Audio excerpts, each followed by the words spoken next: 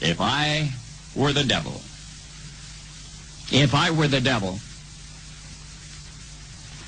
If I were the prince of darkness, I'd want to engulf the whole world in darkness, and I'd have a third of its real estate and 4/5 of its population, but I wouldn't be happy until I had seized the ripest apple on the tree.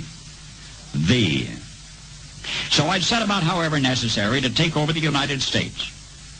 I'd subvert the churches first. I'd begin with a campaign of whispers. With the wisdom of a serpent, I would whisper to you as I whispered to Eve, do as you please. To the young, I would whisper that the Bible is a myth. I would convince them that man created God instead of the other way around. I would confide that what's bad is good and what's good is square. And the old I would teach to pray after me, Our Father, which art in Washington. And then I'd get organized. I'd educate authors in how to make lurid literature exciting so that anything else would appear dull and uninteresting. I'd threaten TV with dirtier movies and vice versa. I'd peddle narcotics to whom I could. I'd sell alcohol to ladies and gentlemen of distinction. I'd tranquilize the rest with pills. If I were the devil, I'd soon have families at war with themselves, churches at war with themselves, and nations at war with themselves, until each in its turn was consumed. And with promises of higher ratings, I'd have mesmerizing media fanning the flames. If I were the devil, I would encourage schools to refine young intellects, but neglect to discipline emotions. Just let those run wild.